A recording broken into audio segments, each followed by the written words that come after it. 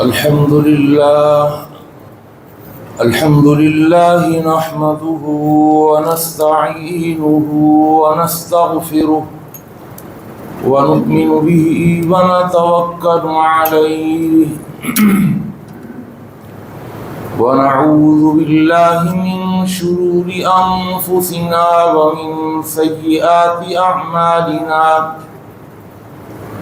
من يهده الله فلا مضل له ومن يضلله فلا هادي له ونشهد أن لا إله إلا الله وحده لا شريك له ونشهد أن محمدا عبده ورسوله أما بعد فإن خير الحديث كتاب الله وخير الهدي هدي محمد صلى الله عليه وسلم وشر الأمور محدثاتها وكل محدثة بدعة وكل بدعة ضلالة وكل ضلالة في النار اللهم صل على محمد وعلى آل محمد كما صليت على إبراهيم وعلى آل إبراهيم إنك حميد مجيد اللهم بارك على محمد وعلى آل محمد كما باركت على إبراهيم وعلى آل إبراهيم إنك حميد مجيد فقد قال الله تبارك وتعالى في القرآن المجيد والفرقان الحميد أعوذ بالله السميع العليم وبوجهه الكريم وسلطانه القديم من الشيطان الرجيم بسم الله الرحمن الرحيم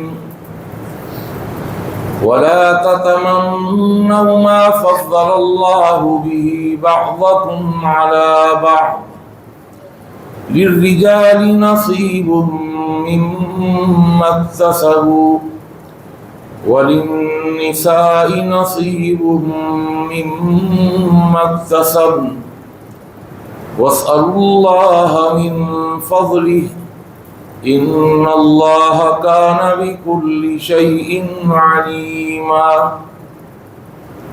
رب اشرح لي صدري ويسر لي أمري واحلل عقدة من لساني يفقهوا قولي سبحانك لا علم لنا إلا ما علمتنا إنك أنت العليم الحكيم اللهم انفعنا بما علمتنا وعلمنا ما ينفعنا وزدنا علما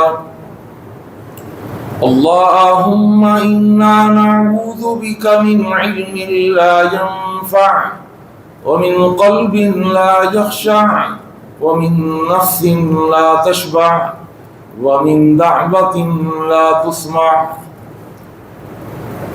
ہر قسم کی تعریفات و تحمیدات، تسبیحات و تقدیسات، تہلیلات و تمجیدات اور تہنیات و تکبیرات اس اللہ جل جلالہ وعظم نوالہ کے لیے جس کی جتنی بھی تعریفیں بیان کی جائیں، جس کی جتنی بھی حمد و ثنا بیان کی جائے اور جس کی جتنی بھی تحسین و ستائش بیان کی جائے اور جس کے لیے جتنے بھی شکریہ کے کلمات ادا کیے جائیں کم ہیں۔ حق یہ ہے کہ حق ادا نہیں ہو سکتا۔ حمد و ثنا کے بعد درود و سلام نازل ہوں دونوں جہانوں کے سردار پیغمبر آخر الزماں حضرت محمد مصطفیٰ صلی اللہ تعالی علیہ وآلہ وسلم کی ذات اقدس پر، جسد اقدس پر، روح اقدس پر بے شمار بے حد و حساب انگنت لا تعداد کہ جنہیں اللہ تعالیٰ نے ساری کائنات کے لیے رہبر، رہنما اور تمام جہان والوں کے لیے رحمت بنا کے بھیجا ہے۔ مختصر سی حمد و صلات کے بعد قرآن مجید کا 5واں پارہ 4 سورت سورہ نساء کی آیت نمبر 32 آپ کے سامنے تلاوت کی ہے۔ اللہ تعالیٰ سے دعا ہے اللہ مجھے اور آپ کو، ہم سب کو قرآن مجید کا صحیح فہم اور قرآن مجید کی صحیح سمجھ عطا فرما دے، اور جمعے کی وساطت سے میں اور آپ جو بھی قرآن و حدیث کی باتیں اور نصیحتیں سنتے اور سناتے ہیں، اللہ ہمیں ان پر اخلاص کے ساتھ عمل پیرا ہونے کی بھی توفیق عطا فرما دے۔ گزشتہ جمعے میں نے آپ کو بتایا تھا کہ انسانوں کے معاشرے میں ایک ایسا وائرس ہے، ایک ایسی بیماری ہے جو مسلسل بڑھ رہی ہے، پھل پھول رہی ہے اور پھیل رہی ہے۔ یہ وہ آگ ہے کہ جو ہر جگہ لگی ہوئی ہے، گھر گھر میں لگی ہوئی ہے، دکانوں میں لگی ہوئی ہے، بازاروں میں لگی ہوئی ہے، مارکیٹوں میں لگی ہوئی ہے، یہاں تک کہ وہ اللہ کے گھر میں بھی لگ جاتی ہے، وہ تاجروں کے اندر بھی پائی جاتی ہے، وہ بیماری علماء کے اندر بھی پیدا ہو جاتی ہے، اور یہ آگ اتنی تیزی سے بڑھ رہی ہے۔ اس کی ایک وجہ ہے جو میں آپ کے سامنے بیان کروں گا، اور آج کی جمعے کی اس نشست میں اس کی تباہ کاریاں، اس کے نقصانات اور اس کا معاشرے میں کس طرح وہ تباہی لے کر آتی ہے وہ بیماری، وہ انشاءاللہ عرض کروں گا۔ اور اس کی تباہ کاری صرف جسمانی ہی نہیں ہوتی، روحانی طور پر بھی اس کی بڑی تباہ کاریاں ہیں، دنیاوی اعتبار سے بھی، دینی اعتبار سے بھی، ہر اعتبار سے وہ بہت ہی زیادہ تباہ کن ہے، جسے حسد کہا جاتا ہے۔ یہ بیماری اس لیے بڑھ رہی ہے اور پھیل رہی ہے کہ یہ بیماری ایسی ہے کہ بھائی کو بھائی سے حسد ہوتا ہے، بہن کو بہن سے حسد ہوتا ہے۔ ایک ماں باپ کی اولاد، ایک باپ کا نطفہ، ایک ماں کی چھاتی سے دودھ پینے والی اولاد، ایک ماں کے پیٹ میں 9 مہینے تک رہنے والی اولاد، ایک چھت کے نیچے 15-20 سال اور شعور کی عمر تک پہنچنے والی اولاد، وہ آپس میں حسد کرتی ہے، اور پھر یہ حسد بڑھتا ہے۔ آگ اگر اس کو کنٹرول نہ کیا جائے وہ آگ پھیلتی ہے، پھر وہ چنگاری، وہ آگ کی شعلہ جوالہ بن جاتی ہے اور ہر چیز کو جلا کر خاکستر کر دیتی ہے۔ گھروں کے گھر تباہ ہو چکے ہیں، خاندانوں کے خاندان تباہ ہو چکے ہیں۔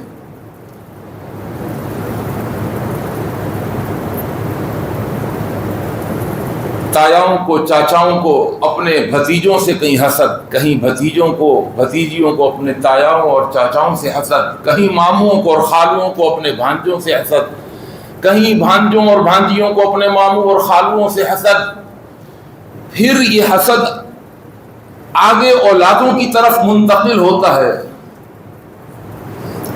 یہ جو آپس میں رشتہ دار ہوتے ہیں کہ یہ چچا زاد، یہ تایا زاد، یہ پھپھا زاد، یہ خالہ زاد، یہ جو آپس میں کزن ہوتے ہیں، ان کا حسد آپس میں،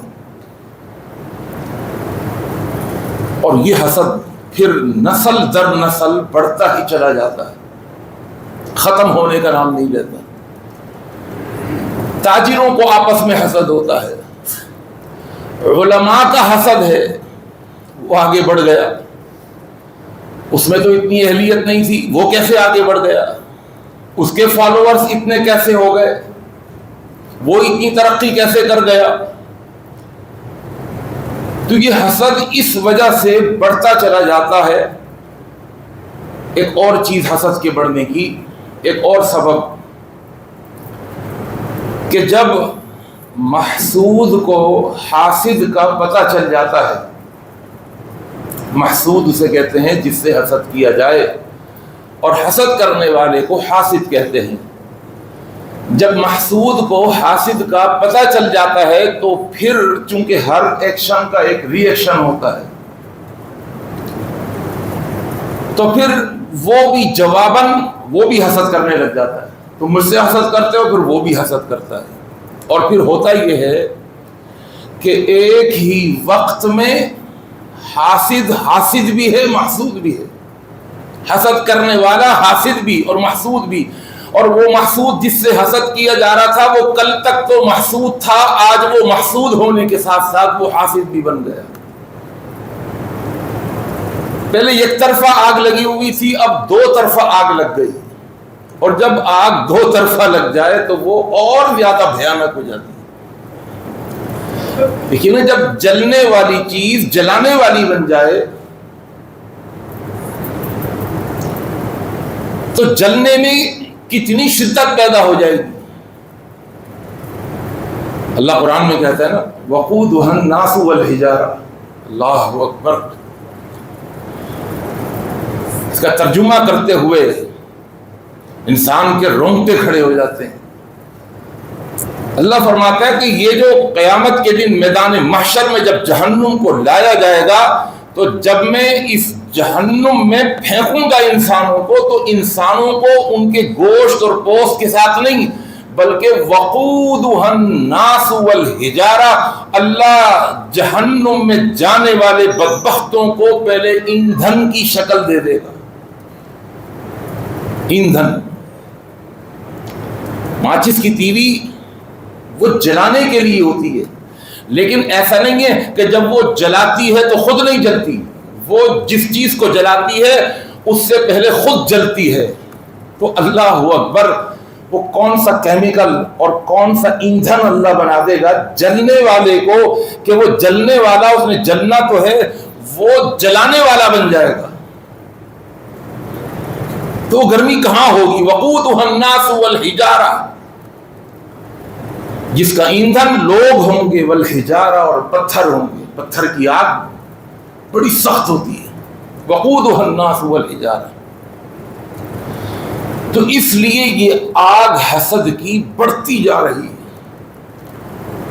اور میں نے حسد کی تقسیم آپ کو بتا دی تھی کہ حسد کی 3 شکلیں اور 3 صورتیں ہیں، میں نے بھی تفصیل گزشتہ جمعہ آپ کو بتا دیا تھا۔ اس کی تباہ کاریاں، اللہ کے رسول صلی اللہ علیہ وسلم کی ایک حدیث، آپ نے فرمایا لا يجتمع في جوف العبد الایمان والحسد۔ یہ ایک حدیث ہی کافی ہے۔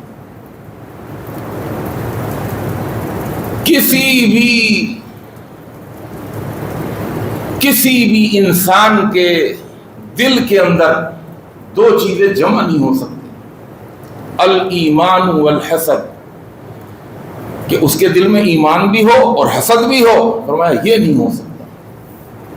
کیا مطلب؟ اگر ایمان ہوگا تو حسد نہیں ہوگا، اور اگر حسد ہوگا تو ایمان نہیں ہوگا۔ اب اندازہ لگائیں کہ جو چیز ہمارے ایمان کو ہی خراب کر دے، اور ایمان کہاں ہوتا ہے؟ قالت الاعراب آمنا، وہ چند دیہاتی لوگ جنہوں نے دیکھا کہ اسلام بہت ترقی کر رہا ہے، لوگ فوج در فوج اسلام میں داخل ہو رہے ہیں، انہوں نے کہا ہم بھی مسلمان ہو گئے، ہم بھی نمازیں پڑھتے ہیں، ہم بھی مسلمان ہو گئے، اور کہنے لگے آمنا، ہم بھی ایمان لے آئے۔ اللہ نے فوراً فرمایا قل لم تؤمنوا ولکن قولوا اسلمنا، یہ نہیں کہو کہ ہم ایمان لے آئے، یہ کہو ہم صرف مسلمان ہو گئے ہیں۔ وَلَمَّا يَدْخُلِ الْإِيمَانُ فِي قُلُوبِكُمْ، ابھی تو ایمان تمہارے دل میں داخل ہی نہیں ہوا، یہ تو دیکھا دیکھی۔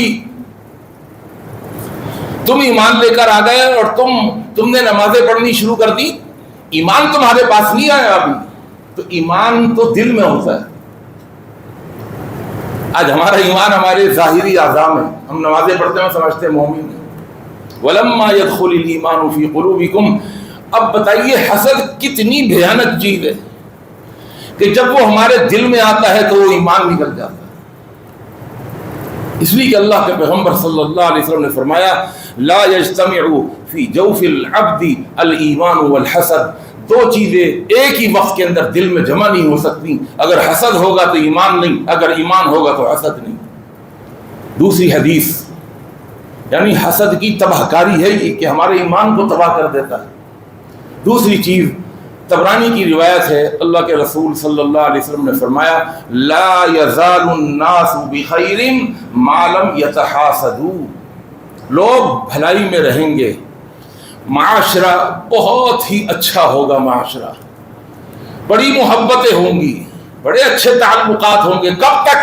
ما لم یتحاسدوا، جب تک معاشرے کے اندر حسد پیدا نہ ہو جائے۔ اور اگر کسی معاشرے کے اندر حسد پیدا ہو گیا تو پھر وہ معاشرے کے اندر بھلائی نہیں رہے گی۔ تو معاشرے کے اندر سے ہمارا یہ آپس میں ایک دوسرے سے حسد کرنا خیر کو ختم کر دیتا ہے، بھلائی کو ختم کر دیتا ہے، اور معاشرے کے اندر برائی ہی برائی آ جاتی ہے۔ بہقی کی ایک حدیث جس میں اللہ کے رسول صلی اللہ علیہ وسلم نے فرمایا ان اللہ عز وجل یقول، اللہ فرماتا ہے الحاسد عدو نعمتی، حاسد جو ہوتا ہے نا وہ میری نعمت کا دشمن ہوتا ہے۔ میں نے آپ کو گزشتہ جو میں بتایا تھا کہ اللہ نے ہر ایک کو کچھ خاص نعمتیں دی، ڈفرینٹ، کسی میں کچھ خوبی رکھ دی، کسی میں کچھ خوبی رکھ دی، اس طرح اللہ نے بیلنس کیا ہوا ہے۔ تو حاسد جو ہوتا ہے اس کو اپنی خوبی تو نظر نہیں آتی، جو نعمت اللہ نے اس کو دی ہے وہ اس کو نظر نہیں آتا، تو یہ ناشکری ہے اس کی، اور وہ سامنے والے کو جو اللہ نے خصوصیت دی ہوئی ہے اس سے وہ جلتا ہے، ارے تجھے بھی تو اللہ نے کچھ خصوصیت دی ہے۔ تو لہذا اس کی میں تفصیل اچھی خاصی بیان کر چکا ہوں، اور فرمایا متسخط لقضائی، حاسد جو ہے وہ میرے فیصلوں پر غصہ کرتا ہے۔ حاسد اللہ کے فیصلوں پر، اللہ کا فیصلہ ہے نا، اور فرمایا غیر راضٍ بقسمتی بین عبادی، اور حاسد یہ اللہ کی تقسیم پر راضی نہیں ہوتا۔ تو اللہ کی تقسیم ہے، کسی کو کیا نعمت دی، کسی کو کون سی نعمت دی، کسی کو کون سی خصوصیت دی، اللہ کی تقسیم ہے، اور یہ حسد کرتا ہے اور چاہتا ہے کہ سامنے والے کے پاس جو نعمت ہے وہ نعمت اس سے چھن جائے، اسے ملی کیوں ہے؟ تو یہ اللہ کی تقسیم پر راضی نہیں ہے۔ ابو داؤد کی ایک اور حدیث، یہ حدیث بھی ہمیں اپنی اس آگ کو بجھا دینے کے لیے کافی ہے۔ حسد کی تباہ کاری کا اندازہ لگائیے گا اس حدیث سے۔ فرمایا ایاکم والحسد، اے میری امت کے لوگوں حسد سے بچنا۔ میں انشاءاللہ تعالیٰ اللہ کی توفیق سے آپ کو بتاؤں گا آنے والے جمعوں میں بھی کہ حسد کا علاج کیا ہے۔ میں نے گزشتہ جمعے حسد کی علامت تو بتا دی تھی کہ آپ کے اندر حسد کی بیماری ہے یا نہیں، اور میں نے بتایا تھا کہ ایک ٹیسٹ کرائیں گے آپ، اس ٹیسٹ سے آپ کو پتہ چل جائے گا کہ آپ کے اندر حسد کی بیماری ہے یا نہیں۔ وہ ٹیسٹ میں نے یہ بتایا تھا کہ اگر سامنے والے بھائی کو کوئی اچھائی آتی ہے، اس پر کوئی نعمت آتی ہے، وہ خوش ہوتا ہے تو وہ آپ کو اچھا نہیں لگتا، اور اگر وہ کسی مصیبت میں، کسی تکلیف میں، کسی بیماری میں پریشان ہوتا ہے تو آپ اندر سے خوش ہوتے ہیں۔ یہ اللہ نے قرآن میں ذکر کیا ہے، ان تصبکم حسنۃ تسؤہم وان تصبکم سیئۃ یفرحوا بها۔ تو آدمی اپنے اندر جھانک کر کے دیکھ لے کہ اسے سامنے والے بھائی کی کسی نعمت کے مل جانے پر اسے خوشی ہوتی ہے یا تکلیف ہوتی ہے۔ میں انشاءاللہ بتاؤں گا کہ اگر اس کا علاج کیا ہے۔ اچھا، علاج دونوں کا بتاؤں گا۔ حاسد اپنے حسد کو کیسے ختم کرے اس کا علاج کیا ہے، اور محسود حسد کے شر سے کیسے بچے اس کا علاج کیا ہے، دونوں کا الگ الگ علاج ہے، وہ انشاءاللہ عرض کروں گا۔ میں بالترتیب چل رہا ہوں۔ آج کے جمعے کی اس نشست میں صرف اور صرف حسد کی تباہ کاریاں بتانا چاہتا ہوں، تاکہ اندازہ ہو کہ یہ چھوٹی موٹی بیماری نہیں ہے، یہ چھوٹا موٹا گناہ نہیں ہے، یہ گناہ کبیرہ ہے۔ حسد ایک ایسا ڈاکو ہے جو ہمارے ایمان پر ڈاکہ ڈال دیتا ہے، اور یہ حدیث ابو داؤد کی جس میں اللہ کے رسول صلی اللہ علیہ وسلم نے فرمایا ایاکم والحسد، تمہیں چاہیے کہ تم حسد سے ضرور بچنا۔ کیوں؟ فرمایا فإن الحسد، اس لیے کہ بے شک حسد یأکل الحسنات، یہ تمہاری نیکیوں کو کھا لیتا ہے۔ اللہ اکبر! ایک تو ہر نیکی جسے ہم نیکی سمجھتے ہیں وہ نیکی نہیں ہے، سمجھ لیں اچھے طریقے سے، نیکی تو وہ ہے جس کو اللہ سمجھ لے کہ ہاں یہ نیکی ہے، جو شریعت کے تقاضوں کے مطابق نیک کام ہو جائے وہ ہے اللہ کی نگاہ میں نیکی۔ ورنہ کتنے ہی اچھے کام جنہیں ہم اچھا سمجھتے ہیں اللہ کے ہاں مردود، نامقبول۔ اور میں انما یتقبل اللہ من المتقین پر جو 3 جمعے پڑھائے تھے اس میں اچھے طریقے سے وضاحت کے ساتھ بتا چکا ہوں کہ ہر عمل اللہ قبول نہیں کرتا، ہر ایک کا نیک عمل اللہ قبول نہیں کرتا، اللہ رد کر دیتے ہیں۔ تو وہ نیکی جسے اللہ نیکی مان رہے ہیں، وہ حسنات اور وہ اچھائیاں جو اللہ نے قبول کر لیں، جو انسان کے نام اعمال میں نیکیاں لکھتی گئیں، کتنی تو رد ہو گئیں۔ اب جو نیکیاں ہماری رجسٹرڈ ہو گئیں، ان نیکیوں کو حسد کیا کرتا ہے؟ فرمایا یأکل، کھا جاتا ہے، حسد کھاتا ہے نیکیوں کو۔ اچھا، اللہ کے رسول اگر یہاں پر خاموش ہو جاتے نا تو پھر بھی بات سمجھ میں آ گئی تھی کہ بھئی کھا لیتا ہے، نیکیاں ہڑپ کر لیتا ہے، لیکن آگے آپ نے جو مثال دی، اللہ اکبر! فرمایا کس طرح کھاتا ہے؟ کما تأکل النار الحطب، جس طرح آگ سوکھی لکڑی کو کھا جاتی۔ آگ جو ہے لکڑی کسی کام کی رہتی ہے؟ اچھا، آپ اگر یہ کہتے نا کہ جس طرح آگ کھا جاتی ہے، پھر بھی بات کچھ ایسی تھی کہ کچھ امید ہے، اس لیے کہ آگ کبھی دیوار کو لگتی ہے، دیوار کو اس طرح کھاتی ہے کہ یہ کلر اڑ جاتا ہے، یہ کالی ہو جاتی ہے، لیکن اس کو کارآمد بنا دیا جاتا ہے، اس کو صاف کر دیا جاتا ہے، اس کو ریگ مار لگا کر اس کو دوبارہ کلر کر دیا جاتا ہے۔ آگ لوہے کو بھی لگ جاتی ہے، لیکن یہ لوہا زیادہ سے زیادہ جل جائے گا، پالش اتر جائے گی، اور اگر بہت ہی زیادہ اس کے اندر حدت اور شدت ہے یہ گل جائے گا، لیکن ایک فارم کے اندر تو باقی رہے گا نا،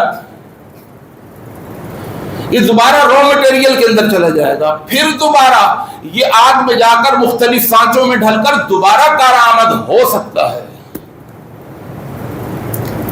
اللہ اکبر! اللہ کے نبی نے فرمایا نہیں، یہ نیکیوں کو اس طرح کھاتا ہے، اس آگ کی طرح، جو آگ کسی لوہے کو نہیں کھاتی، وہ آگ کہ جو کسی دیوار کو نہیں کھاتی اس لیے کہ پورا نہیں کھاتی، ہاں وہ آگ جو سوکھی لکڑیوں کو کھا جاتی ہے نا۔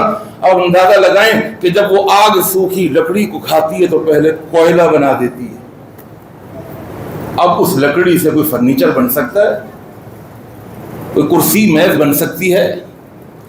پھر وہ آگ اس کوئلے کو بھی کھاتی ہے۔ کیوں جی؟ ابھی گئی ہے بقرعید، خوب باربیکیو کیا ہے نا ہم نے، کوئلے جھڑتے ہوئے، کوئلے ان کو جو آگ لگی وہ لکڑی ہی ہے، اور پھر وہ کیا کرتی ہے؟ آگ ان کوئلوں کو اور جلاتی ہے اور جلاتی ہے اور جلاتی ہے، وہ کوئلے راکھ بن جاتے ہیں۔ کس کام کی ہے یہ راکھ؟ جب کوئلے تھے تو ان کا ایک وزن تھا، جب وہ کوئلے لکڑی کی شکل میں تھے تو ایک وزن تھا،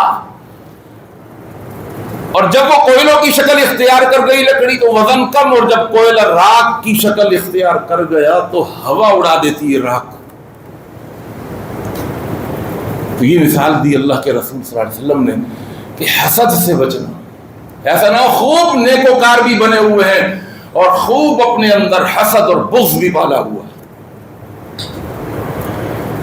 برباد ہو رہی ہیں ساری نیکی. ایاکم والحسد فإن الحسد یأکل الحسنات کما تأکل النار الحطب.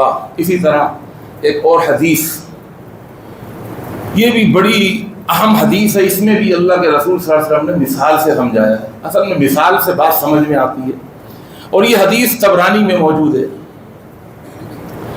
فرمایا ما ذئبانی جائعانی ارسلا فی ذریبۃ غنم بافسد لها من الحرص علی المال والحسد فی دین المسلم.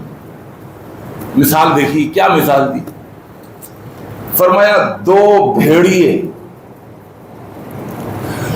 پھر وہ دونوں بھیڑیے جائعان بھوکے بھیڑیے، وہ بھیڑیے کہ جن کو کھانے کے لیے کچھ ملے ہی نہیں، یا جن کو بھیڑیوں کے مالک نے پکڑ کے پنجرے میں بند کر دیا اور کھانے کے لیے کچھ نہیں دیا، اور جب وہ بھوک سے بالکل مچلنے لگے، ان کی بھوک جب بہت زیادہ بڑھ گئی. آپ نے دیکھا ہوگا کہ جب پنجرے میں کوئی جانور بند ہو اور اس کے آگے تھوڑا سا دانہ ڈال دیا جائے، وہ کس طرح اچھلتا ہے، وہ پنجرے کی جالیوں سے ٹکراتا ہے، کسی طرح بس میں نکل جاؤں اور کھا لوں. فرمایا دو بھوکے بھیڑیے جن کو پہلے بھوکا رکھا گیا، اور جب وہ بھوک کے اندر بلبلانے لگے تو ان دو بھوکے بھیڑیوں کو کھول دیا گیا. کس پر؟ فی ذریبۃ غنم.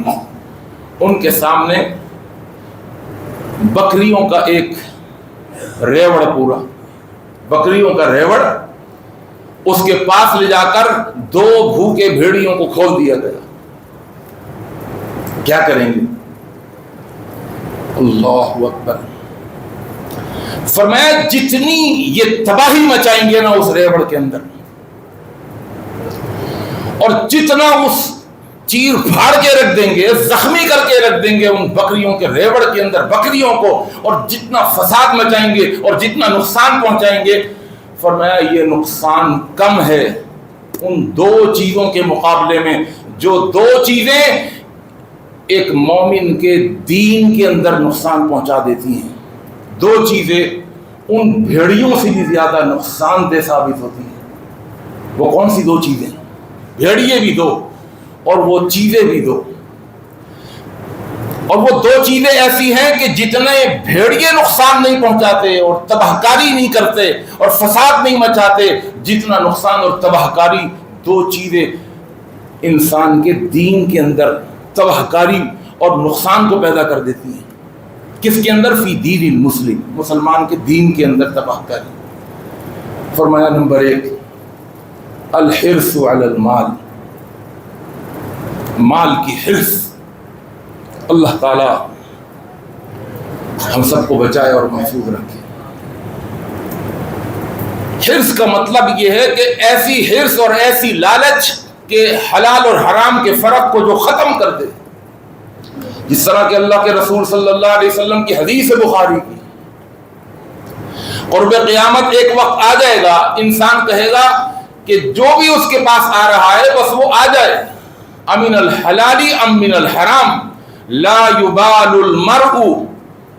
آدمی پرواہ نہیں کرے گا اس بات کی، ما اخذا، کہ جو آ رہا ہے امن الحلال ام من الحرام، حلال طریقے سے آ رہا ہے یا حرام طریقے سے، وہ کہتا ہے بس آ جائے. یہ مال کی حرص ہے. اور دوسری چیز، یہ مال کی حرص بھی انسان کے دین کے اندر بڑی تباہی لے کر کے آتی ہے کہ 24 گھنٹے اس کا دماغ بس لگا ہوا ہے، لالچی انسان بنا ہوا ہے، اس کی لالچ ختم نہیں ہو رہی. اور دوسری چیز آپ نے فرمایا والحسد. یہ حسد بھی اتنا بھیانک ہے اور اتنا تباہ کن ہے کہ جس طرح ایک بھوکا بھیڑیا جب وہ جاتا ہے بکریوں کے ریوڑ کے اندر اور جگہ جگہ چک مار کر زخمی کر کر بکریوں کے ریوڑ میں فساد برپا کر دیتا ہے اور تباہی اور بربادی پیدا کر دیتا ہے، اسی طرح انسان کے اندر جو حسد ہے، جو بغض ہے، جو کینہ ہے، یہ انسان کے دین کو اس طرح تباہ و برباد کر کے رکھ دیتا ہے۔ لیکن لکڑی نہیں رہتی، وہ کوئلہ بن جاتی ہے، کوئلہ نہیں رہتا، وہ راکھ بن جاتا ہے۔ تو دین کا کتنا بیڑا غرق ہو رہا ہے صرف حسد کی وجہ سے۔ آئیے ایک اور نقصان، اللہ کے رسول حضرت محمد مصطفیٰ صلی اللہ علیہ وسلم نے فرمایا، اور اس حدیث میں بھی اللہ کے پیغمبر نے مثال دی، فرمایا دب الیکم داء الامم قبلکم۔ جس نبی نے اتنی وضاحت سے، اتنی صراحت سے، اتنی تفصیل سے کسی بات کو سمجھا دیا، امت کو بتا دیا، اور پھر بھی وہ امت اس کے اوپر عمل نہ کر سکے اور اس کے نقصان سے بچ نہ سکے اور اس بیماری سے نکل نہ سکے، پر اللہ کے نبی تو بتا گئے ہمارا اپنا قصور ہے۔ اللہ کہتا ہے وما ظلمناہم، ہم نے ظلم نہیں کیا، ولکن ظلموا انفسہم، انہوں نے خود اپنی جانوں پر ظلم کیا۔ اور چیز یہ بھی میں بتا دوں کہ سمجھ لیں اچھے طریقے سے کہ یہ جو حسد کی بیماری ہے نا، یہ فطری بیماری ہے، فطری، یعنی انسان کی فطرت کے اندر حسد کا عمل دخل۔ اس کو ایک چھوٹی سی مثال میں سمجھا کر میں آگے اس حدیث کی طرف آؤں، وقت باقی نہیں رہا۔ دیکھیے ایک چھوٹا سا بچہ ہوتا ہے نا، ابھی ذرا سی عقل آتی ہے، معمولی سی عقل کہ ماں کو پہچاننے لگ گیا یا باپ کو پہچاننے لگ گیا، ذرا سی عقل آئی، ابھی پورا شعور نہیں آیا، ابھی وہ دودھ پیتا ہی بچہ ہے، لیکن اب بیٹھنے کے قابل ہو گیا، ماں کو پہچانتا ہے۔ باپ آ جائے تو وہ ہلنا شروع کر دیتا ہے، بچہ وہ جذبات میں آنا شروع کر دیتا ہے کہ مجھے اٹھا لیں۔ وہ اتنا چھوٹا، اس چھوٹے بچے کی بات کر رہا ہوں میں، ذرا سا شعور آیا ہے، ذرا سی پہچان اس کے اندر آئی ہے، اور اپنی عقل، اپنے شعور سے اس نے اپنی ماں کو سمجھ لیا کہ یہ میری ماں ہے۔ آپ یقین جانیے، آپ ایگری کریں گے کہ جب وہی ماں کے جب اپنے بچے کے سامنے کسی دوسرے بچے کو اٹھا لینا، جس طرح مائیں کرتی ہیں ذرا دیکھنے کے لیے محبت بچے کی، آپ اس بچے کا موڈ خراب ہونا ذرا دیکھیے، وہ جہاں بیٹھا ہوا تھا وہیں لیٹ جائے گا، یا اس کا غصہ دیکھیے، رونا شروع کر دے گا، اس کے چہرے کے ایکسپریشن دیکھیے بدلتے ہوئے، آپ کہیں گے آپ بڑے خوش ہو رہے ہیں، بچہ پہچانتا ہے مجھے، وہ فوراً جلدی سے اس بچے کو اس کی ماں کے حوالے کرتا ہے اور اپنے بچے کو اٹھا دیتا ہے۔ تو یہ نعمت تو میری ہے، مجھے حاصل ہے، اس کو کیسے مل گئی؟ آ رہی ہے نا بات سمجھ میں؟ تو اب آپ کہیں گے یار یہ تو پھر ہمارا تو قصور ہی نہیں ہے، تو فطرت میں اللہ نے رکھا ہے۔ بھائی فطرت میں اللہ نے غصہ بھی تو رکھا ہے، رکھا ہی نہیں رکھا؟ تو آپ کیا کہیں گے خوب غصہ کریں گے کیونکہ ہماری فطرت میں؟ وہ بھائی اللہ نے حسد آپ کی فطرت میں رکھا ہے، لیکن اس کو مینیج کرنا ہے نا اپنے صحیح طریقے سے، اس سے کنٹرول بھی تو کرنا ہے نا، اس کے طریقہ بھی تو بتا دیا، اس کو بڑھانا بھی تو نہیں ہے۔ اللہ نے انسان کے اندر انسان کے باطن کے اندر کچھ چیزیں پوزیٹیو رکھی ہیں، کچھ نیگیٹیو رکھی ہیں۔ اگر انسان کے اندر کوئی نیگیٹیوٹی ہوتی ہی نہیں، صرف مثبت ہی مثبت ہوتا، تو بھائی یہ انسان نہیں رہتا، یہ تو فرشتہ بن جاتا ہے، اور فرشتہ انسان سے افضل نہیں ہے، انسان فرشتوں سے افضل ہے۔ اچھائی اور برائی دونوں چیزیں رکھ دیں، عقل دی کہ ان کو بیلنس کیسے کرنا ہے، ان میں توازن کیسے رکھنا ہے، یہ حد توازن سے، حد اعتدال سے باہر نہ نکلے۔ غصہ انسان کی فطرت میں داخل ہے، لیکن اسے کنٹرول کریے بھائی۔ اسی طرح بہت ساری چیزیں ہیں، میں واپس اس حدیث کی طرف آتا ہوں۔ اللہ کے رسول صلی اللہ علیہ وسلم نے فرمایا دب الیکم داء الامم قبلکم، تم سے بھی پہلے ایک بیماری تھی جو گزشتہ امتوں کے پاس آئی تھی، اور یہ بڑی پرانی قدیمی بیماری ہے، بڑا قدیمی وائرس ہے یہ حسد، اور یہ تمہارے اندر بھی آئے گا۔ اور کتنا قدیم ہے؟ اگر آپ قرآن و حدیث کو سنتے ہیں یا آپ کے مطالعے میں ہے قرآن و حدیث،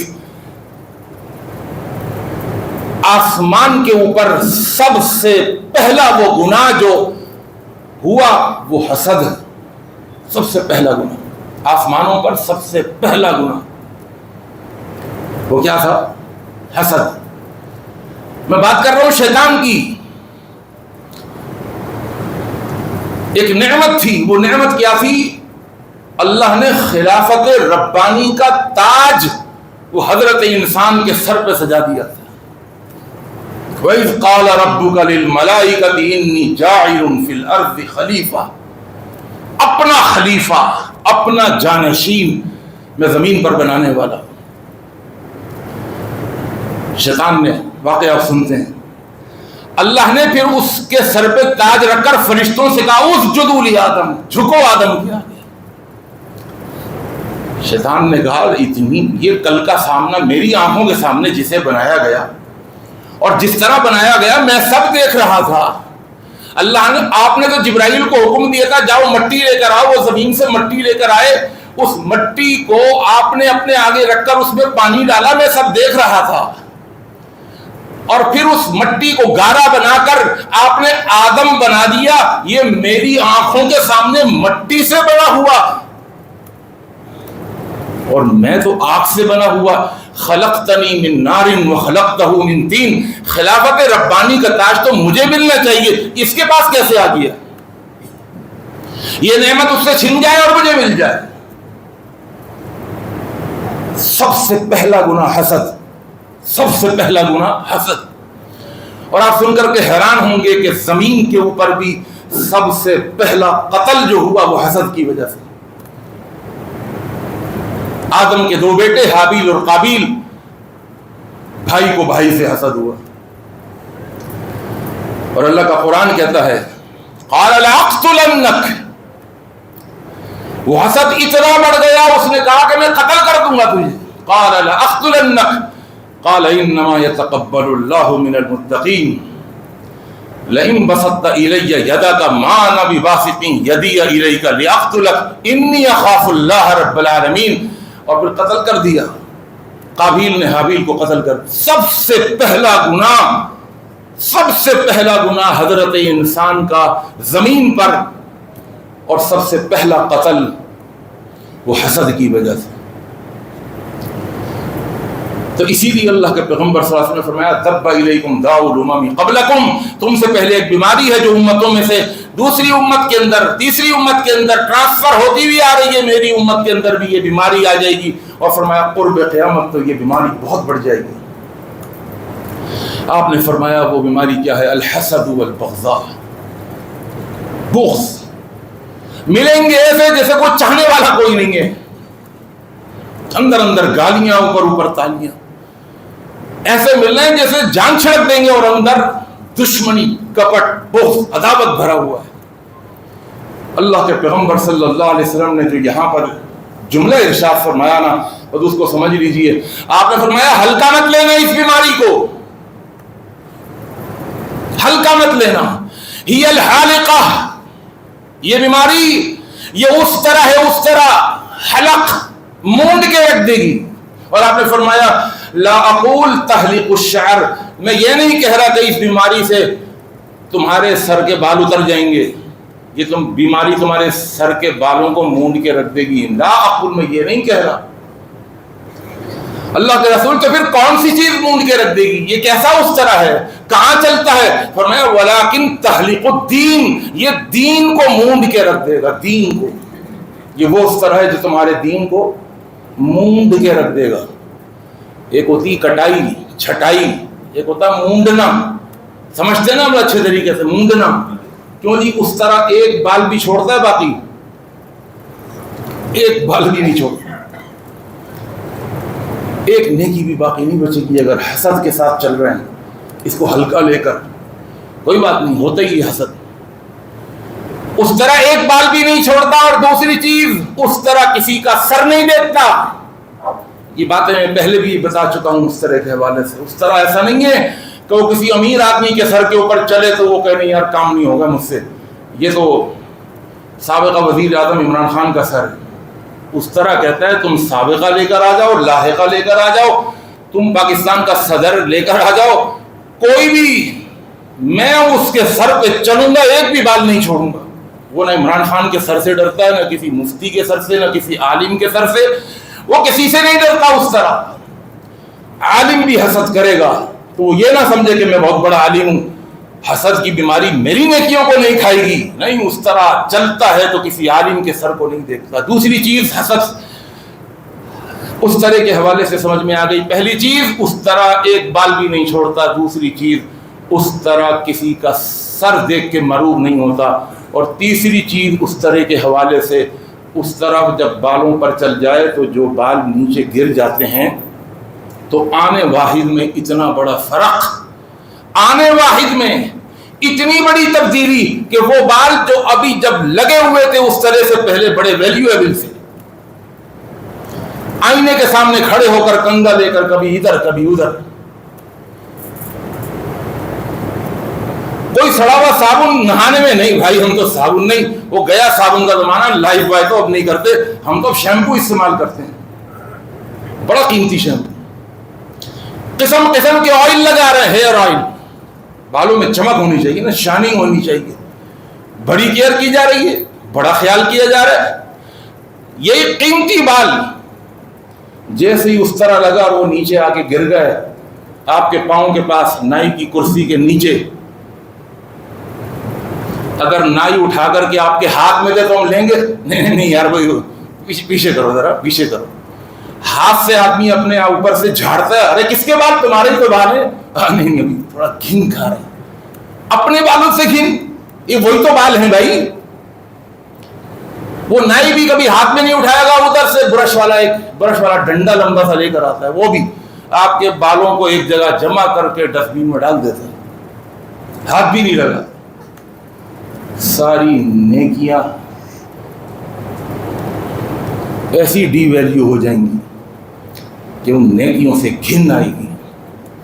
جبھی اللہ کے رسول صلی اللہ علیہ وسلم نے فرمایا اس بیماری کو ہلکا نہ لینا، یہ مون کے رکھ دے گی پورے دین کو۔ اللہ تعالیٰ سے دعا ہے اللہ مجھے اور آپ کو، ہم سب کو ان مہلک بیماریوں سے بچائے اور محفوظ رکھے۔ اقول قولی ھذا استغفر اللہ لی ولکم اجمعین۔